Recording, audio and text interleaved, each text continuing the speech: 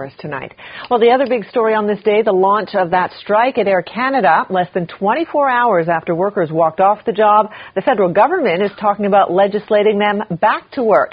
Now, at issue here, pension cuts that the union insists will destroy the financial security of employees. As Paola Samuel tells us, travelers at Trudeau were caught in the middle. Striking workers were out in full force today, demanding their voices be heard. 3,800 Air Canada customer service agents walked out at midnight last night, leaving Air Canada scrambling to bring in replacements.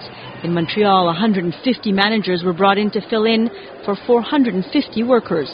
We put in our contingency plan. You know, the morning time bank is very busy too. So that's why we had all hands on deck, and it's the same thing this afternoon. Yes, it's our European flights.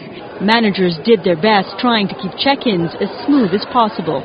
This morning, though, things didn't roll quite so smoothly. Passengers who arrived early for flights were stuck waiting through several long delays, 2 to 3 hours for some flights.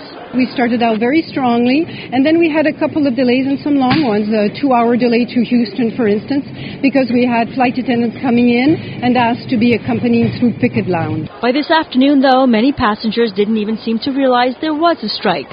I'd normally just get an email to say that I was checking online. Didn't know anything about the strike. Actually, I had no clue because I was flying from overseas.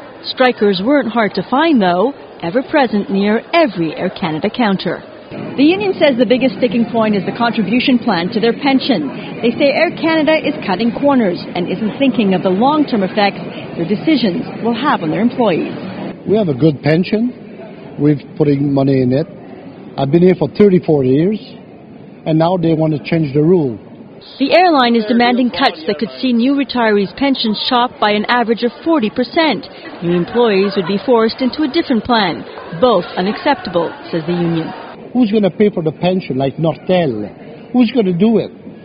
We have to be supportive of the young one and the old one.